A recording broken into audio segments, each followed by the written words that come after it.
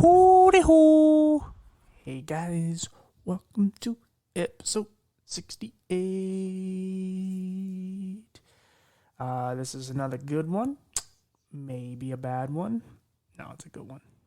As they all are. It's a good one. They're all good. Alright, some of them. A little bit. One. A few of them. I don't know. Some of them are good. I'm in a weird mood, so just as I always am. I know everyone rolling their eyes right now, like, really? When are you not? Um, I gotta get through the day, guys. I gotta do something weird. But yeah, just enough of me. Um, Welcome our next guest. All right, guys. So we're here with another one. Like clockwork. So I found another great guest, as I tend to do. The one thing I actually give myself credit for, and so I love finding people all over the world, not just the United States, because it's fun to hear how they're treated and what their stories are, because everyone has so much preconceived notions of what other people go through, or people that just ignore what other people go through. And this man is all the way from Ireland. So you want to tell us your name and just like a little about it yourself? Yeah, sure. Hello, TJ. Thank you for inviting me onto your podcast. Um, Of course. my name is Michael Holden. Um, I, as you say, live in Northern Ireland, and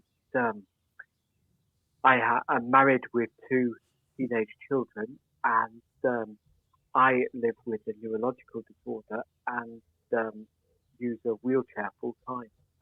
It is an acquired disability. I was diagnosed with this condition in 2010 and transitioned to using a wheelchair over a period of about 18 months. Um, and of course, once I was using my wheelchair full time, um, life changed dramatically. Of course, there were so many things that became inaccessible to me um, that I uh, thought that it was time to do something about it. Um, so I set about seeing what the challenges, identifying the biggest challenges for me, and seeing how I could go about fixing them. And I suppose it was that that drew us together and started our conversation prior to doing this podcast. Right. So how old were you when this happened? When it first Um, started, I or were you born with it? I was no. I was 38 years old. 38. Okay. Um, Yeah. so obviously, tell us like the beginning of whatever side effects and symptoms you started to have before you got a diagnosis. Oh, I discovered a weakness in uh, my right leg, and I also noticed that I seemed to be losing the grip in my hand periodically. It wasn't a continuous or a constant um, issue, but it began to get um, slowly progressive. So I went to see my doctor, and they referred me to a neurologist who diagnosed my neurological. Well, there were tests over a period of 3 months, and then he diagnosed my neurological disorder and told me that it would get progressively worse. Um, and that is what happened at that time. Um, my wife was still a homemaker. She uh, was bringing up our children then. One who was at elementary school, and the other one who was still at home. Um, and our youngest son Noah had also recently been diagnosed with autism. So it was kind of a whirlwind year. Uh, and we were going through intervention training for autism. And with my diagnosis, my wife kind of decided that she wanted to be able not just to support Noah, but to support other people. So she did some training in autism and then went to special educational needs and works now in a local elementary school for children with disabilities. And as I say, I had a small engineering business at the time and continued working, made adaptations at work to suit my own needs, and then in 2017 decided to set up another social enterprise, specifically to help other people with disabilities face a really particular challenge that I was facing when going out with my wife and children as a family to enjoy local activities.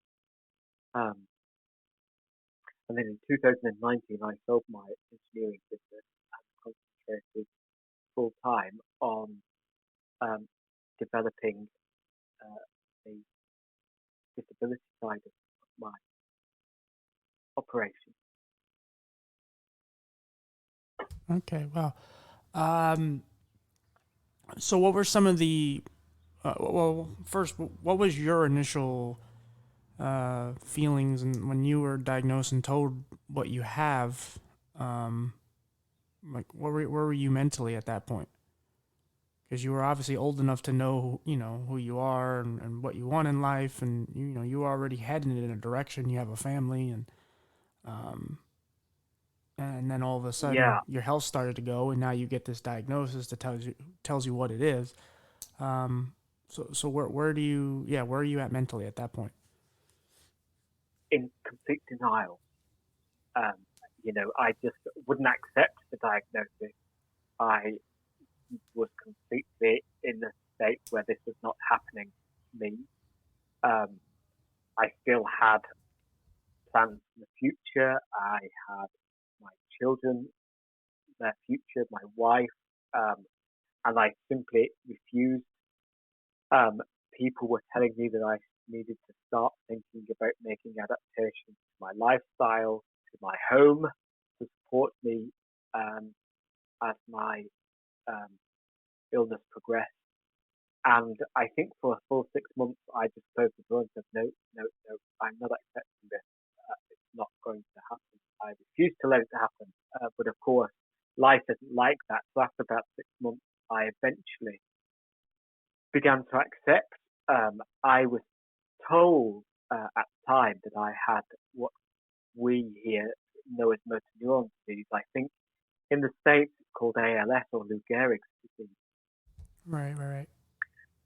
um, which of course everybody knows is completely devastating. So I, would have panic attacks about my children's future and should I be there and how long would I be there. And then, gosh, in 2018, there was a complete sea change in my life.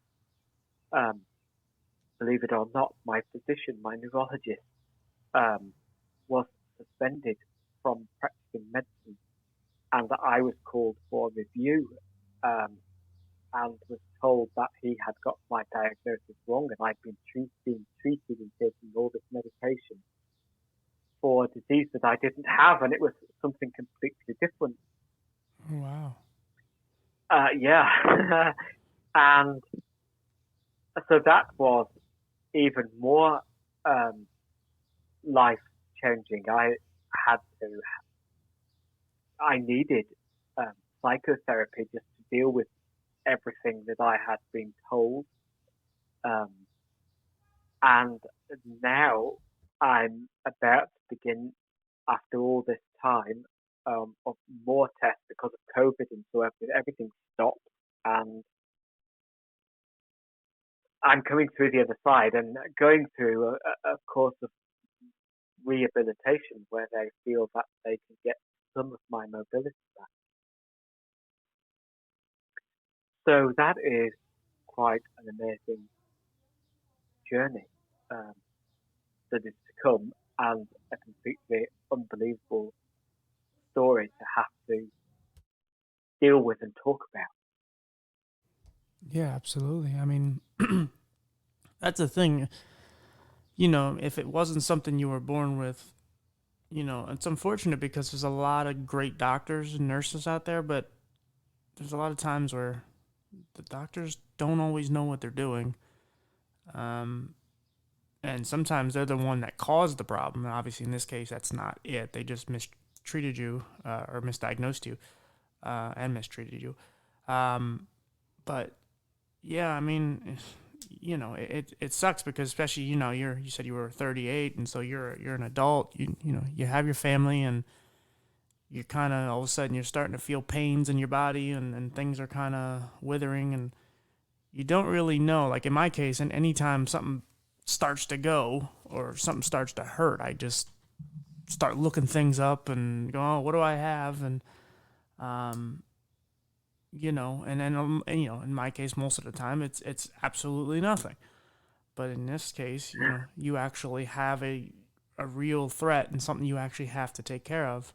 Um, what is your exact mobility at this current time? So I still use a wheelchair all day, every day, and none of the rehabilitation has started. They have been more concerned with ceasing the medication I was taking and monitoring the effects that that was having on my body for taking the medication for um, it would have been um, 10 years because when my physician was suspended, another one took over and they could not really agree whether my original physician was correct in his diagnosis or not. So it actually took them until October 2020 to agree that he wasn't correct, and it was only at that point they decided to stop the medication.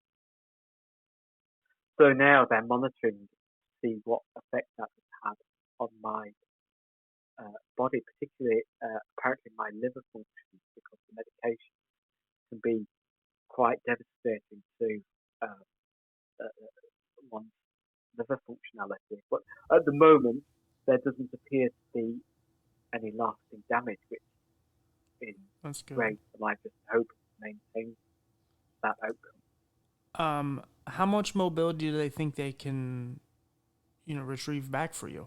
Like, how much do they feel like they can, like, is there a possibility you can walk again? Not unaided, and in there lies a real dilemma for me because when you use a wheelchair, you get used to that level of mobility, and yes, there are restrictions, but I can go from A to B as quick as anybody that can walk if it's a flat surface. Right, right. Um, and if they want to give me the ability to walk with a rollator or with a frame or some other kind of mechanical device, and it takes me 4 or 5 times as long to go the same distance, part of me just says I don't want that in my life. I want to be able to go from A to B the same speed as I can go from A to B now. Right, right. And then if I can use a frame to go up some steps, that's great. But then what do I do with the wheelchair that's left at the bottom of the step? Yeah. So there's all kinds of conundrums that I'm having to face with. So it's bringing new challenges. But they've told me that the rehabilitation is not going to begin for another 2 years. So Wow. at the moment, nothing is going to change imminently. Right. So I know it sounds crazy. Everybody, it's like people have this positive outlook, and everybody's always calling the future ultra positive, and I keep telling them, there is more to think about than what you are considering. And sometimes I find that positivity being very toxic because they're pushing me in a way that they want to go and not necessarily listening to my concerns and my Right. wants for the future. Right. Well, another thing is that, you know, even if they could get some mobility in your legs, like they've been poorly used for so long. I mean, obviously you're in a wheelchair, so you don't use them really, and so the strength in your legs can't be very good because I remember even when I was in the hospital for 4.5 months, and mine had nothing to do with my legs, but I was in a hospital bed for 4.5 months. They had to reteach me how to walk again, and I had like the baby deer legs where I had to just kind of, I had to. It was just complete therapy and using a bike and training me, and that's nowhere near as severe as yours. But even 4.5 months sitting in a hospital, you years with this, like it's not going to be very simple. Um, yeah, like I said, it's anything can help would be great for you, obviously, but Yeah, yeah, and it's it's like, going to yeah, be a long process, but as I say, I don't want them to take away my mobility by saying, right, no more wheelchair use, walk, but walk at pace that just doesn't suit my lifestyle. right. Um, is there any, and I asked this people for the ones that are in other countries. Is there any? Do you feel that? I mean, yeah, maybe you don't know a whole lot what's going on over here, but you said you have been here. Um, is there any difference in how people with disabilities are treated there to here in the States? Like, do you get good Yes, treatment and like do people care, or are you guys behind? Because I interviewed a woman from South Africa and she said they're years behind the United States. there are many differences. For instance, gosh, in the social world, sort of in the built environment, I find the USA to be far more accessible than uh, here, and that's largely thanks to the um, Americans with Disabilities Act. Um, Right, right, yeah. the the in where I live in Northern Ireland, our jurisdiction still is controlled by London in the United Kingdom, although we're obviously very much connected to the Republic of Ireland, and that on this island is where I live and and and work. And so when I cross the border into the Republic of Ireland, um, again life is different. Life is different there because accessibility. There, in the Republic of Ireland, they only ratified the Convention on the Rights of People with Disabilities 2 years ago, and they're only really taking it, the built environment, um, seriously at this stage. But moving into social care, that is where it's very different because everything here for me, all treatments are free of charge. They're all covered by the state. Wow. And the government, because I um, have a disability, the government, um, on top of my own earnings, it's not related to my income at all. They pay me a personal independence allowance every month, which is approximately $500. Um, So that's like our Social Security. they, yeah, and you get that whether you work or do not work. Um, Wow. it's not means tested. The government paid um, largely for the adaptation in my home. Um, as I said, we already had a family. Our son had autism, um, still obviously has autism. Um, so they built an extension onto our home and put an elevator into it so that my wife didn't have to spend her time running between children upstairs and me living in a room downstairs. So our house is still a two-story home with an elevator, so I can go downstairs. Again, that was paid for by the government, and every 3 years, the government gives me a wheelchair accessible vehicle, fully funded. I don't have to pay insurance or taxation or anything for that. That's awesome. So in some And ways they you're behind, also, in some ways you're ahead. yes, that's what I'm saying. It is a real jigsaw puzzle of how things are better here and how things are just not so good. Right. And then they also pay for personal assistance at home, but also pay for personal assistance for me to be able to continue working. So anything that, any job that I can't do at work, the personal assistance is on my behalf, albeit under my direction, and the same at home. Anything that I need at home, I get allocated 34 personal assistant hours a week at home and 15 a week at work. Oh, that's pretty cool. Well, that you guys had the elevator put in. That was for your son, not for you, right? No, that was for me. Oh, okay. So that, my living accommodation, my sleeping, my bedroom, my wet room was all built upstairs. And our children's bedrooms are obviously upstairs. Right. So that was just so that I could continue to go up and down, because although my legs didn't function, I was still caring for my children. My wife would go out with her girlfriends or work colleagues, and I would be at home with the children. If they were sleeping in bed at home, and I couldn't get to them, it would just be impossible. So that's what the elevator was. Gotcha. Okay, that makes more sense. Was it? When you finally came to terms with having a disability, was it a little easier to accept the fact that you had it due to the fact that you were taking care of your son for so long?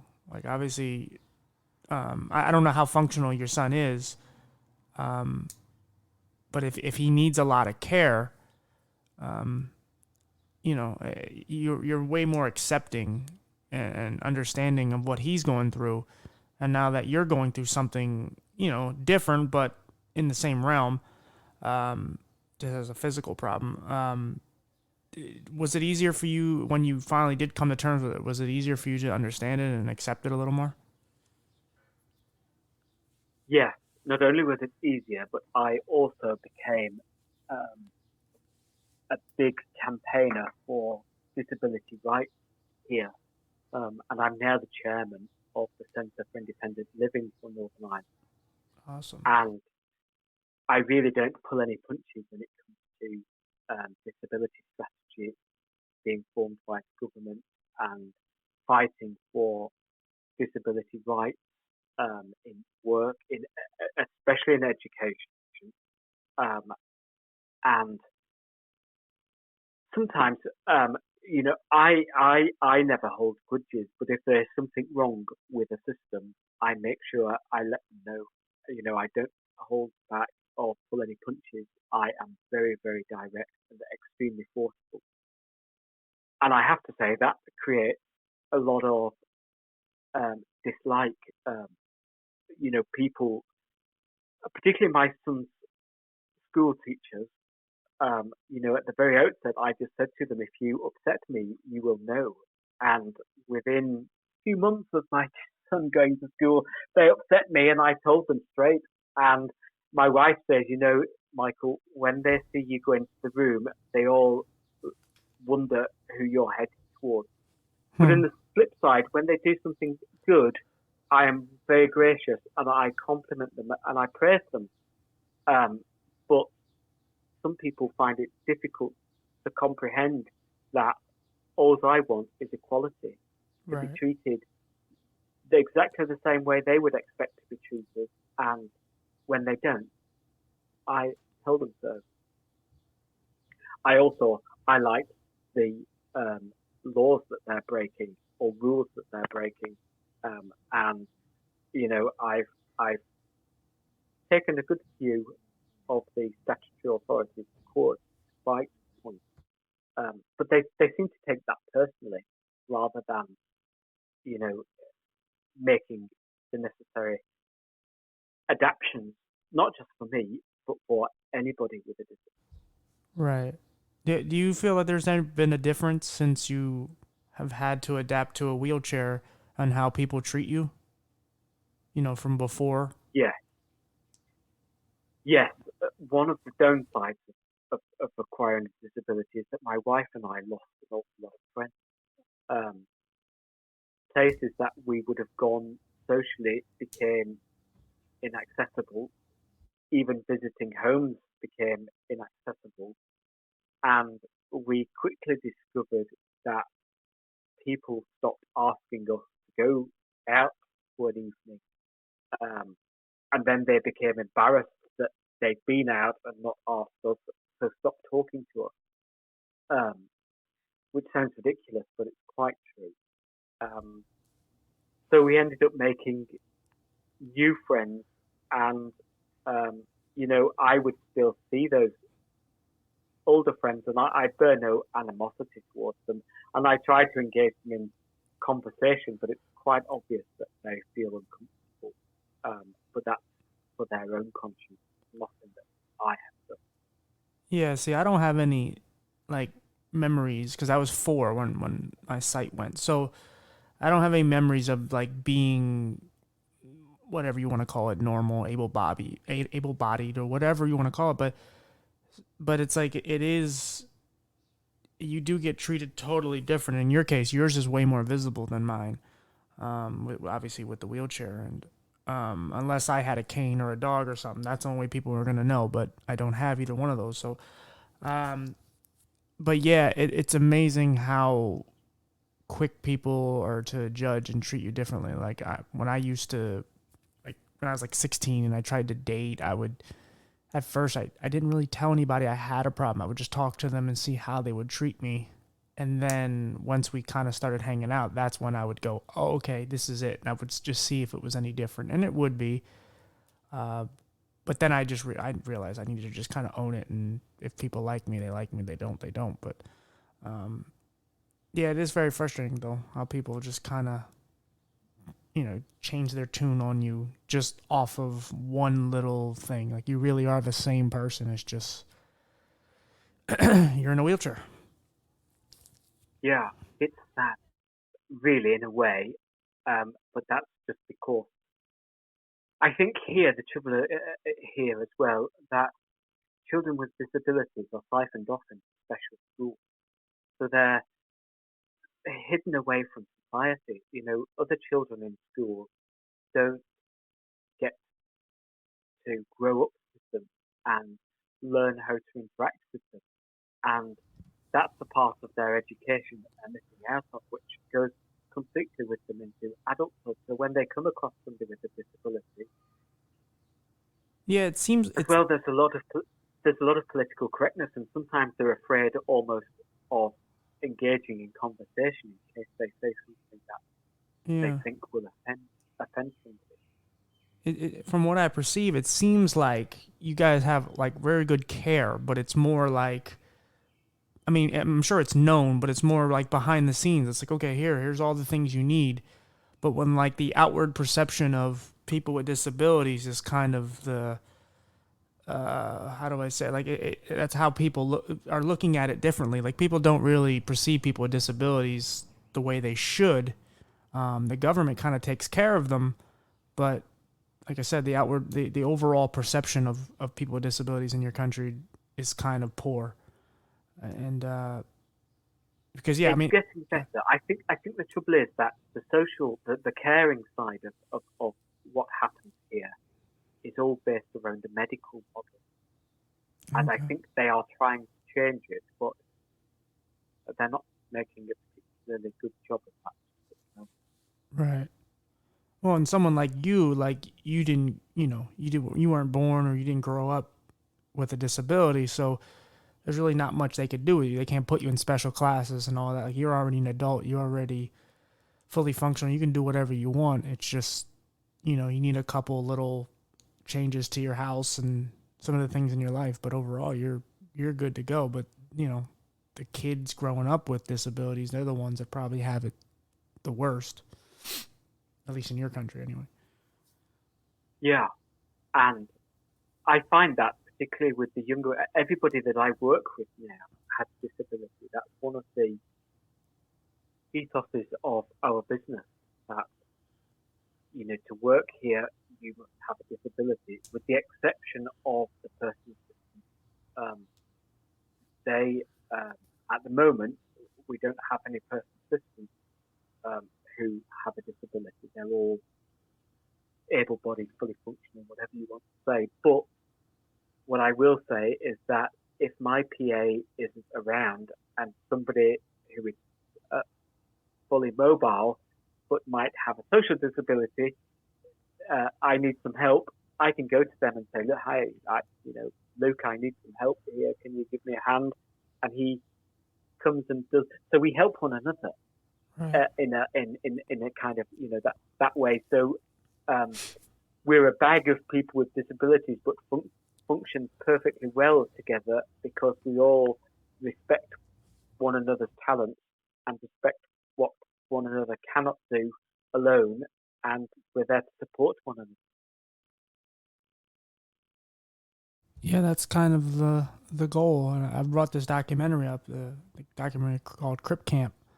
Um, and it's a documentary where it shows this camp of all these people with different disabilities, and they're all happy because they found a place that it's like their salvation, their safe haven of where they can go and hang out and be around people with all different types of conditions, but they know they're always going to be accepted, and all their caricatures come out and their personalities, and they're having fun. And then at some point, they leave the camp and they go back to their regular lives and so on. And then a few of them really decide to, start protesting and start fighting for our rights. And it got bigger and bigger. And at some point, that's how that act that you were talking about earlier came to be, because they pushed for it, and then they didn't. They stayed in these buildings where a lot of these juries and judges are keeping them from getting what they need, and they to pass these bills. They just stayed there, and there's people that needed catheters, and they needed to be rolled over because of bed sores, and they're out of their wheelchairs, and all these people are just staying together, and they're sacrificing their own health to to get a bill passed. And that's why I'm kind of doing what I'm doing now, because I see stuff like that, and it's like there's no reason why we can't go back to that, because now we're nowhere near what that was, and that was 70s, I believe. And we have to stick together because there's so many of us, and I keep saying we can really make a difference, but we can't do it in just in individual little pockets. No, absolutely not. I completely agree. Um, and it pains me sometimes to see that younger people can see the changes that are happening, and they almost become comfortable with it. But during the COVID pandemic, things have rolled back so much um, that I think it's reinvigorated them to realise that they must keep pressure on to secure their own future, and that the government won't roll back any of the legislation just to make life easier for business, because they need to come out of the pandemic for their own business. Yeah, COVID has definitely changed some things here too. It's set some people back, and it's unfortunate. I mean, it's also made some more people. It's also made some more disabled people, unfortunately. Um, or It has, yeah, and, yeah, and of course here, um, our world, our built world, is not quite as open and spaced out as in the USA.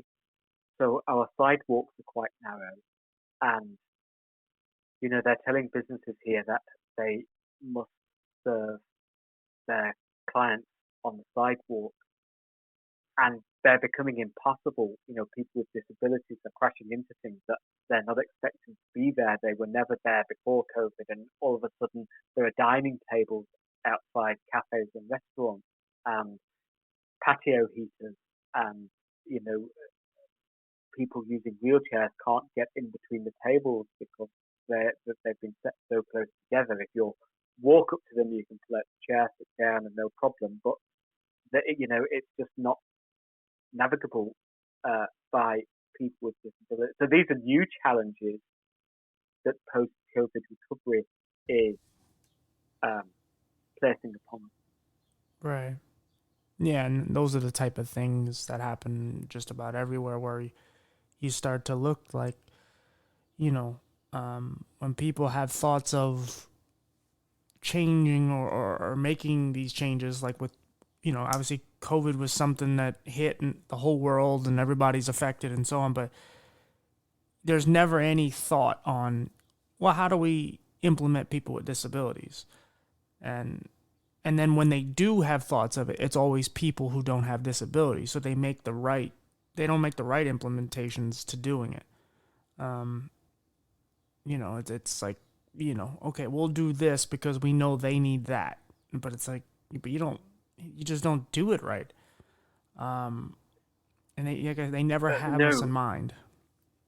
no. Well, here we we refer to that as co-production, and we just say if you're not going to involve us, there's just no point because you're just going to get it all wrong, and you'll end up going back to the drawing board and having to spend more money just trying to get it right. The government buy into that idea, so they do try to involve us at this in what is phrased here co-production. Yeah. Just come closer to your mic a little bit so I can hear you a little more. Um, but yeah, no, it's like I said, you get one or the other. Um, like I said, that's why we have to keep pushing because, as I've said many, many, many, many, many times, there's 1.6 billion of us, and we can make some real change. And there's a lot of people that, can't because, whatever, they're mentally, whether they're autistic or some sort of special needs or whatever, and they can't fight. But we have to fight for them. Like, they're a part of what we are, and yes, we all are different. But if people are going to make us the wheelchair logo guy and they're going to put us in the same category, then why don't we actually fight for what we need, and then we can differentiate in the end and show why we're different. Precisely, yeah, and that is the ultimate goal here for the Centre for Independent Living, that everybody must be included in the strategy. Right. And it's good like what you're doing because there's a lot of people who do get some sort of power or get to run a nonprofit or some sort of organization, and they do have a condition, but they seem to forget where they came from.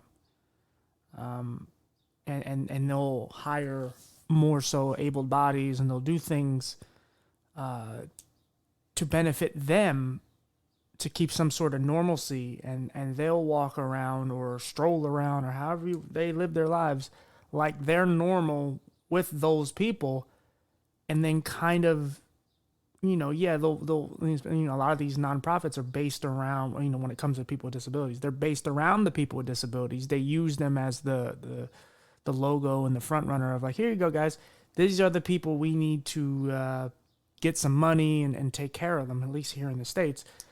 And then the reality of it is like all the people that have the highest paying jobs and all the people that are benefiting off of the company are people with able bodies, and the people with disabilities don't see a lot of the benefits of what actually comes from that company.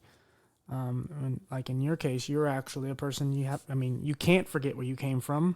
Obviously you're a very good guy and everything, but it's, you're actually giving back and taking care of people maybe that they didn't do for you, but you're giving back, and that's amazing. But like I said, there's definitely some people that kind of they want to forget where they came from, and they want to make it harder on others anyway. Yeah, well, thank you for that. Yeah, and it's interesting what you say about that. There's a new disability strategy being done with in collaboration with the government here, Oh yeah. and it is titled the Disability Strategy. But those representing the deaf community want it to be called the Deaf and Disabled Strategy, and we're like, why do you want it to be called the Deaf and Disabled Strategy? And the Institute for the Deaf say, well, deaf people aren't disabled. One of those. And yeah, and I say, well, if you're not disabled, why are you interested in this strategy? Oh, Right. well, it affects us. It affects us. And I, well, yes, it affects all of us. So it's just a disability strategy. We can't say, why can't we say disabled, deaf, and visually impaired disabled strategy or deaf wheelchair user disabled strategy? That's just a ridiculous notion to say that deaf people are not disabled, but you want to be included in a disability strategy stream. Right. It's nonsensical. But those are the kinds of challenges that I think you were just talking about. They just want to make things specifically right for those who are living with deafness, and the rest of us can just be looked after in another pigeonhole. Right. Well, that's kind of what happened here. But in a way of with like, we're in a time here in the States where everything's politically correct and censorship is going crazy. People are getting fired for something they said 30 years ago, and so on and so on. And they had some funerals for some words here that people don't like to say racially and so on. And they were like, well, we're no longer gonna say this word, and that sounds great, but then other people are going to want their word. I equate that with this because then it's going to be like, well, then, yeah, the visually impaired or blind community is going to be like, well, then we want our name up there and we're this. And, I've noticed that with the deaf community in certain communities, like, that's our problem. We're so segregated. We don't want to be with each other. Like, we're so trying to be away from all the other people. It's like, well, I'm not autistic and I'm not this. Like, yeah, you're not, but they're still a part of your family. Like, they're still there. Like, you can't deny them. And yes, you're deaf, but you have a hearing impairment. Like, that's a disability, regardless if you want to be with us. Because again, the problem is a lot of people look at the guys in the wheelchairs or in wherever, and they're drooling and then they're bobbing back up and up and down and they're going to the bathroom on themselves and all these things, and no one wants to accept them and no one wants to say I'm like that guy or girl.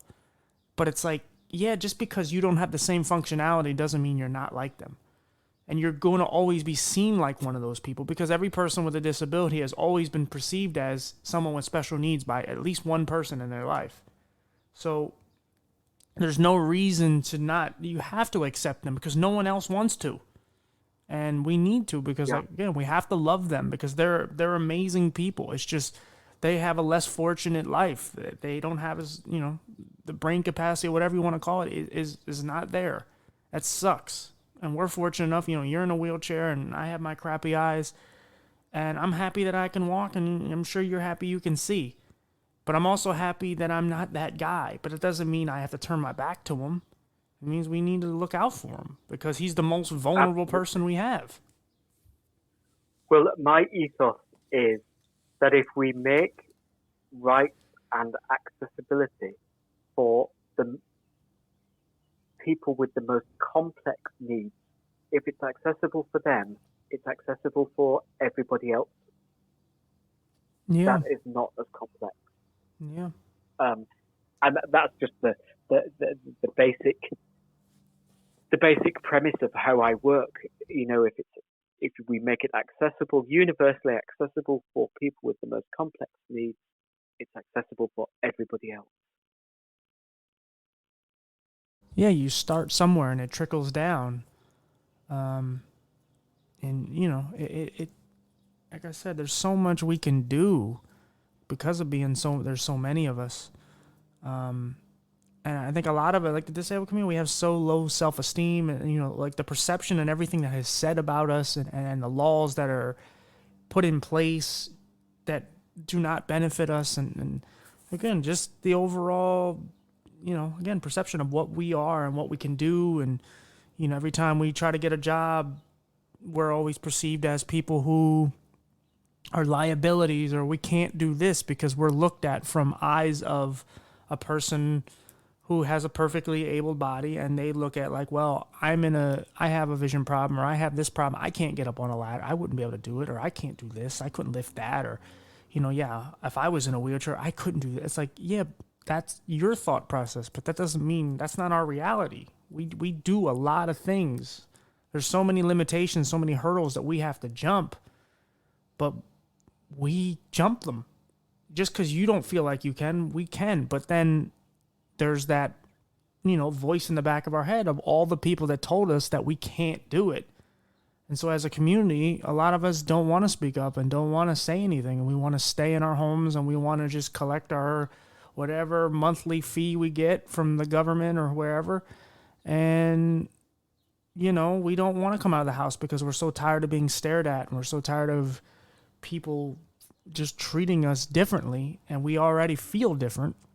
And that's why this part of it, like a good part of what we go through, is on us, because not all of it, of course, but there's a huge part of it. Like, if we don't speak up, we can't expect any change. We're not going to get anything.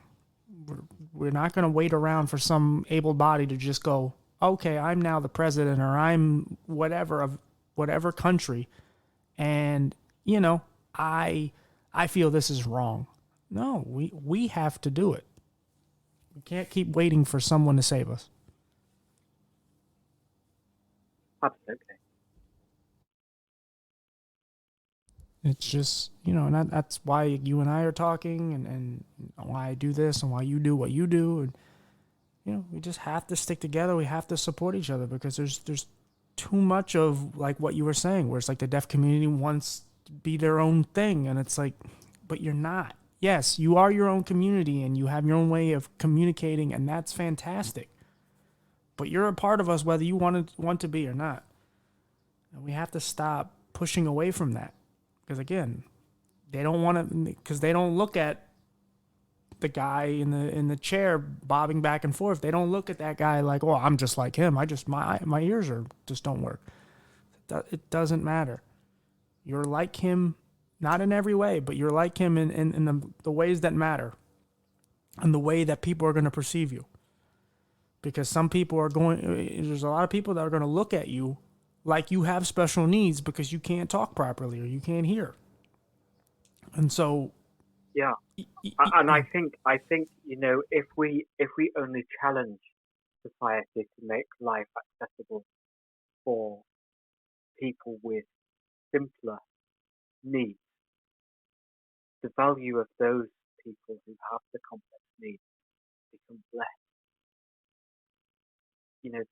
They risk becoming institutionalized and put away in a home and hidden away from society. To me, it's a regressive step, and I certainly won't be letting that happen on my watch.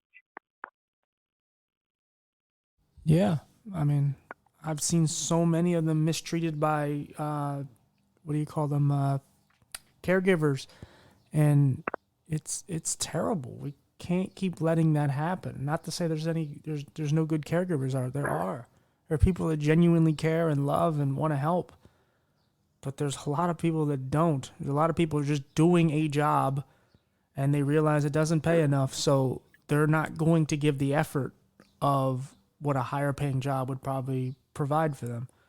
And so they just mistreat us, and we're always mistreated by every, a lot of times here it's the it's the transportation services, it's obviously the workplace, it's school, it's everything. We get mistreated, and there's a lot of people that are completely fine mentally, and they get sent to special classes because of whatever their disability is and what people look at them as and go, oh, okay, you belong over there.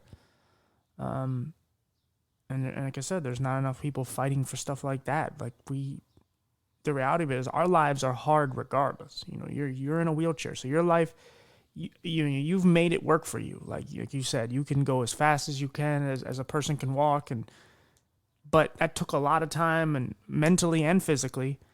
But your life is still hard. Steps is not your friend. So you have to constantly jump over hurdles every day, whether you want to or not. And even if you're comfortable with it at this point, you're like, screw it, this is my life, I realize it. But that would be one thing. Like I said, your life is already hard no matter what. I'm sure you have physical pains and so on. That's your life. But the stuff, and this is just, I'm speaking for me, but I'm sure you're gonna agree. The stuff that's the hardest is what life does for you, is all the hurdles that are put in front of you that aren't deserving and don't need to be there.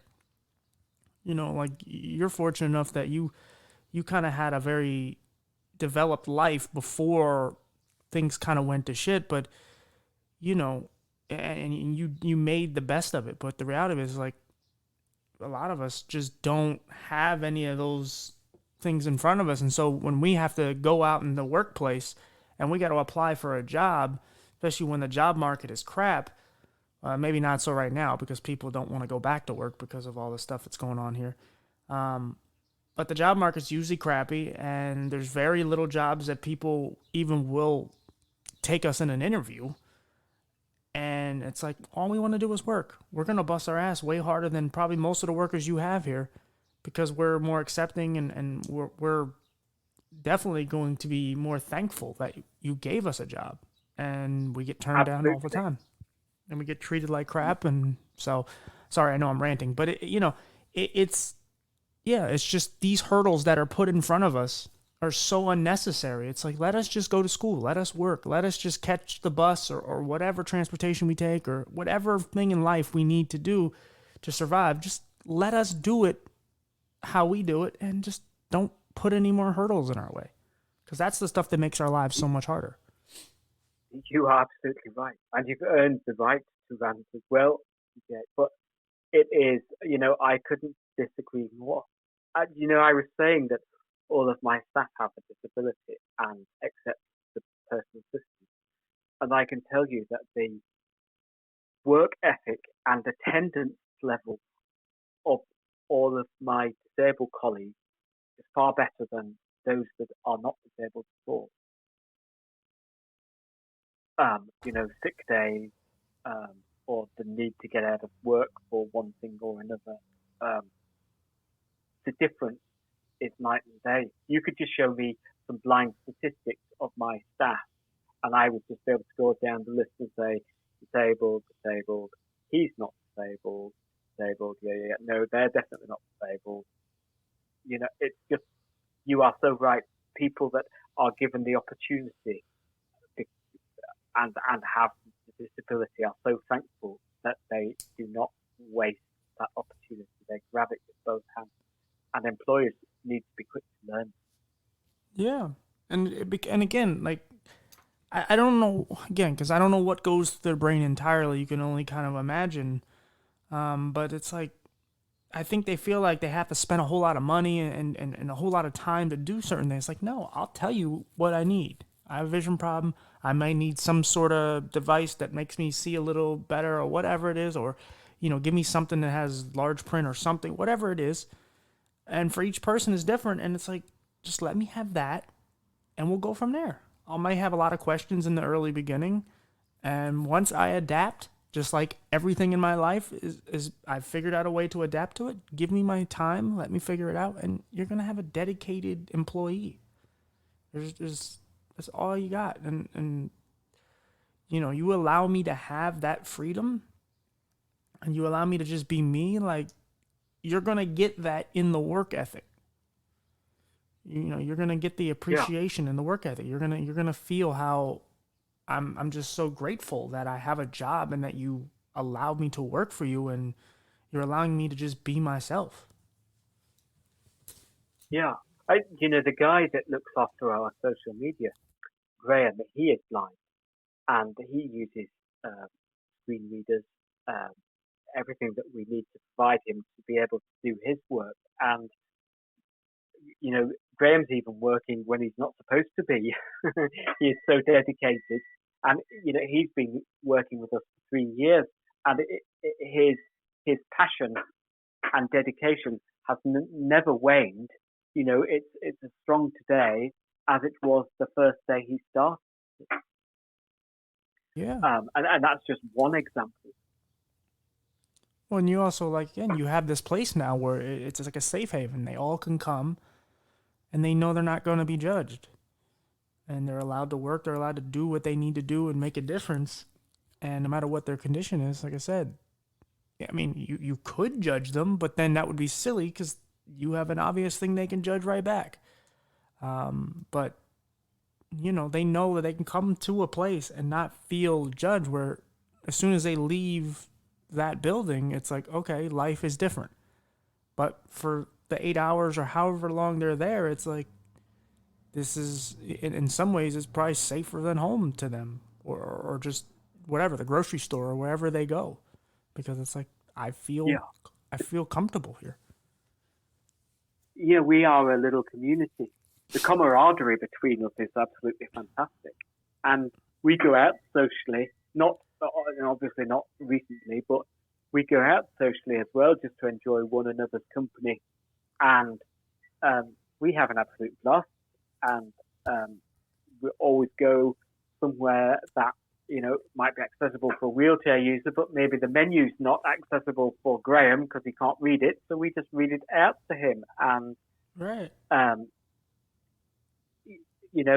we will go places maybe that are not quite so noisy for my colleagues that have social disabilities. But we all have a great time together, and I just wish. I just wish other people could. There was a fly on the wall following us around, so that other people could just see how like there we are. No different. But that's kind of like what you guys are doing. That's basically how people should be overall. Forget disabilities and non-disabilities. Forget all that. That's how people should be in general. Like, when something bad happens, I heard somebody go on a rant the other day about, if a kid goes missing, there's no reason why we shouldn't find them within hours, because the whole neighborhood should just open their houses, and everyone should just come together and go, where is this child? Oh, it's not in my house. Let's all find him together. You got a town full of 1,000 people, and there's one person missing. It's like, okay, it's that person. Like, we should just come together and help each other. And it's like, look, you got a blind guy. His one, downfall is he can't see. So the people around him who have other problems are taking the time to go, oh, we'll help you because you can't see, and here you go. What do you need? What are you hungry for? And that's a community. That's how people work together, and that's how you benefit from each other and you learn from each other, and that's how you make changes and differences, and that's how you make life easier and better for everyone.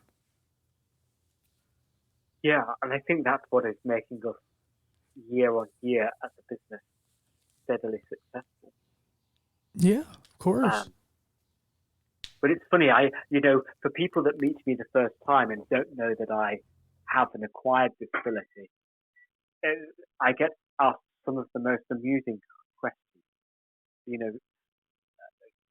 For instance, I could be, in the company of other guys, and they'll get talking to me, and one of them will say, do you mind if I ask you a question? And no, you ask a question. And, I don't want to offend you. And, look, you're not going to offend me. Ask away. And they'll nod towards my groin and say, how did you have children? Oh. Yeah, there's that. Yeah, and I just laugh like, well, for a kick-off, I have children before I use a wheelchair, but it's the two legs on either side that don't work. The middle section works just fine. There you go. Well, there's that, and people adopt, and there's so many other factors that go into it. But yeah, it's fun. I love when people ask that. Like, when I was younger, I used to wear my hat over my eyes because the sensitivity was so strong to the light. and I'd walk into stuff and whatever, and there were so many people would come up and just ask my mom or me, like, does he sleep with his hat on? It's like, no, because it's dark. It's just, it's frustrating, but it's, I guess once you become more of an adult and you get older, it's annoying, but it's also like you can have fun with it. You got to learn how to laugh at yourself. Absolutely, yeah, it is. And one thing that never ever worries me, I know other people get really antsy about this, but if somebody is talking to me and I can tell that there's genuinely no offence intended and they use a word that isn't maybe appropriate, I just let that float right over me and continue the conversation as if nothing has ever happened. But I know some of my peers would hear it, somebody use a particular word, and they would go crazy. They just lose the plot, go absolutely mad. Like, say, that guy's never going to want to talk to you again. He's going to be so afraid of saying something. What was the point of that? Yeah, yeah, it's fun to run some people off. Just kind of like they make it like you're a freak show. It's like, well, you don't even know the half of it. Just act a little ridiculous, and then they're just like, "Ooh, boy, this guy, I don't know about this one." It's like, yeah, you perceive me as one thing, but I'm a little crazier than you think. The eyes is really the least of our problems here. But yeah, you gotta have fun. If you don't, like, that's, I mean, look, I'll be honest, it comes from pain, and there's some sadness and stuff and frustrations that I deal with, but it helps me get through the day. Yeah. And there are other opportunities that having a disability has brought me. Um, I once wrote an article about my transition from walking to using a wheelchair, and believe it or not, the charity that is headed by the King of Jordan read what I did, and they taught me to fly. So I now have a pilot's license. Oh, wow. Um, which is something that would not have happened if I wasn't using a wheelchair. No, granted, I learned to fly in a specially adapted aeroplane, and I need a specially adapted piece of equipment to go into the aeroplane in order for me to fly it. But that happened, and the Crown Prince of Jordan actually came to give me my certificate after I qualified, which was That's awesome. quite amazing.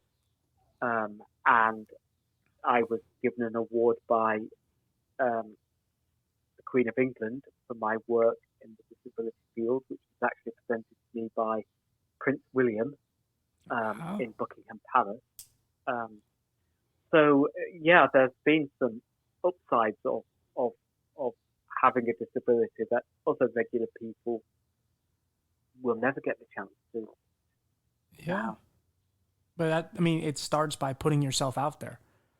Like, you have to know people are gonna, like, as we were talking about earlier, that we hate to be looked at and shunned upon and treated differently, but the only way you're going to get yourself out there is, well, putting yourself out there, and more people are going to look at you, and more people are going to judge you and stare at you. But by doing that, you're getting yourself out there, giving yourself more opportunities, and you want to make a change. Well, you can't do it from the shadows.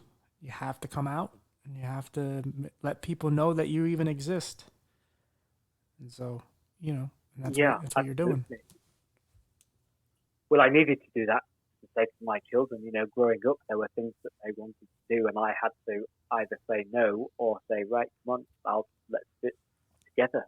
And yeah, all kinds of things, from traveling around the world. One of our bucket list items actually is to visit every state in the USA. We've visited all the countries of Europe, and now we're into the USA. So we've ticked off 26 of the states now. Okay, there you go. You're getting there. Yeah, so it had to stop a little for COVID, but God willing, next year we will resume again. Yeah, and that's like the states. There's a lot of very hidden, Like I went to a place recently where I was just looking at all these beautiful waterfalls, and like I didn't even know it existed. I've lived in this state for however long. It's 45 minutes away from me or whatever it is, and there's a lot of places that aren't considered. Obviously people talk about like all the monuments and things like that that are are sites that you should see, Grand Canyon and all, but it's like there's so many other hidden ones that you know that are just beautiful, and it's nice to see. Like I'd like to do more traveling myself because I don't travel at all. So, quick question, I did want to ask you, what are you making to eat? I beg your pardon. Are you making something to eat?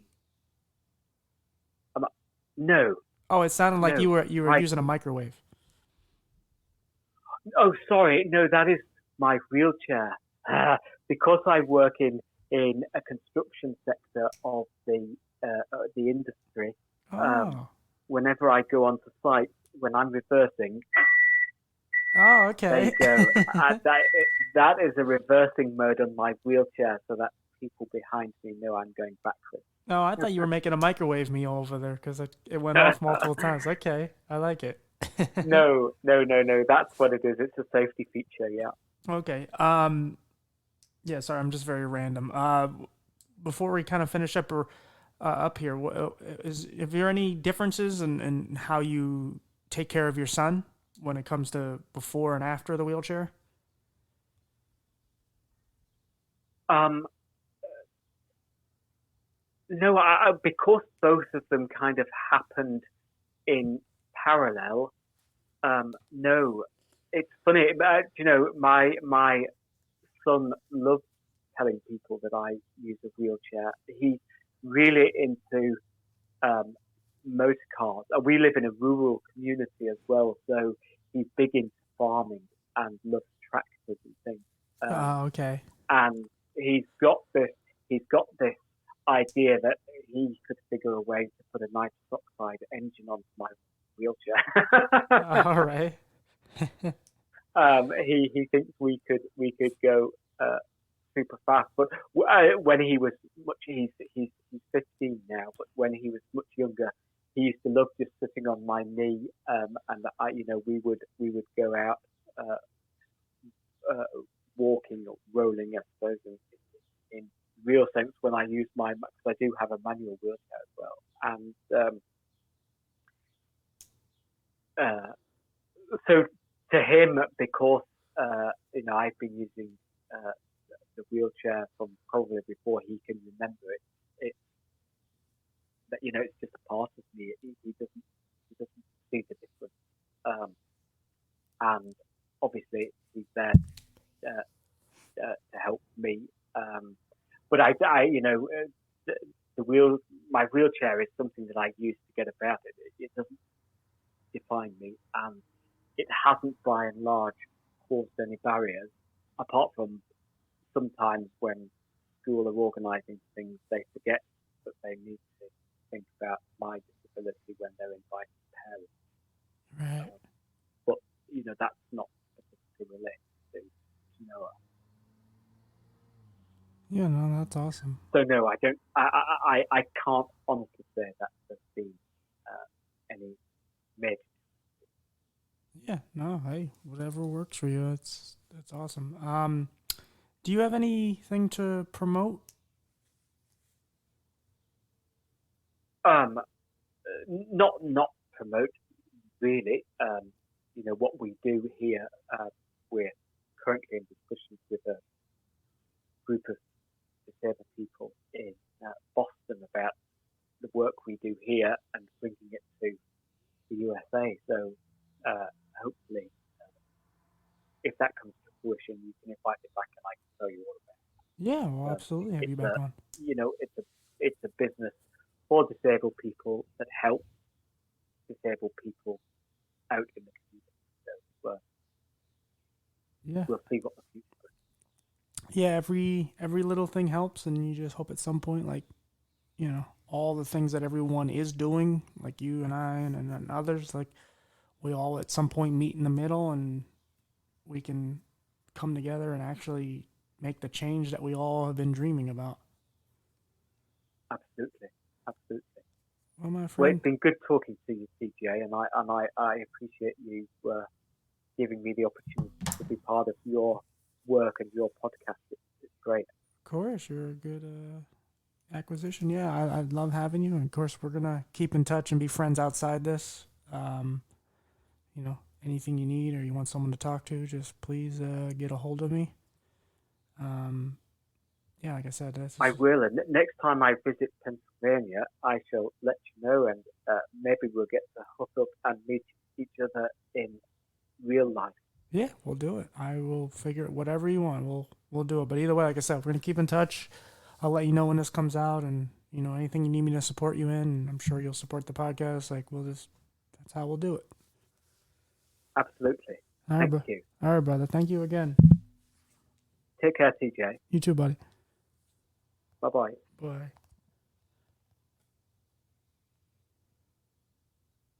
All right, guys. Let me hang up the call there. Sorry for all the noises. Apparently, I got my air conditioners put in the window, and birds. I guess they just think it's a platform they can just land on and just chill there.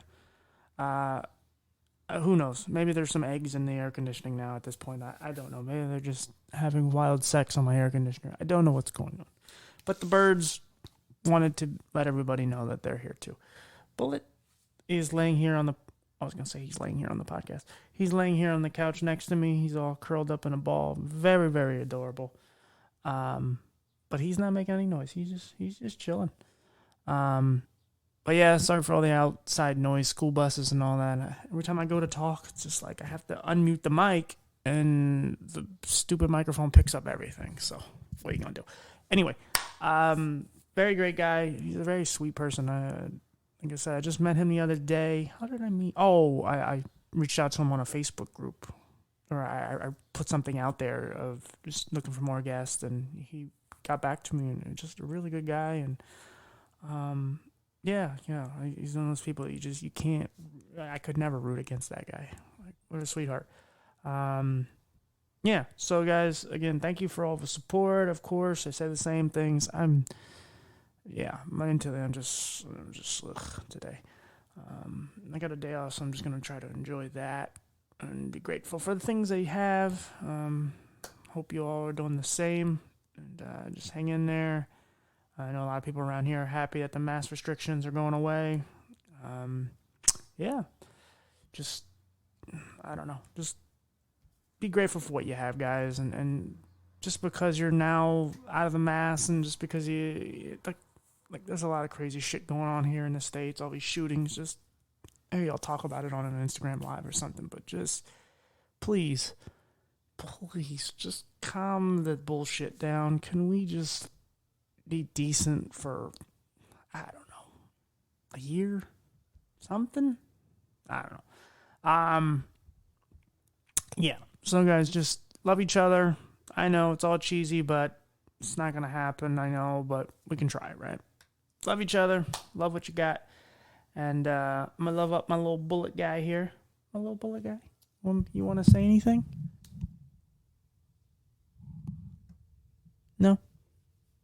He's not even moving. Yeah, he's breathing. So he's good. He's in his Zen mode. He's I don't know if I said this on the podcast yet, but I have a theory that cats and dogs, they dream, or when they sleep, they dream about being the owner. So essentially, like, Bullet has me on the leash, and he's making me go in the litter box. That's what I'm thinking. That's what he's doing right now. And I'm running around with toys in my mouth, and he's chasing me and yelling at me and mad. Knock some of my turds out of the box. So he's in his happy mode. He don't want to deal with me right now because he's the master. Oh, buddy. Yeah. All right, guys. Enough of my foolishness.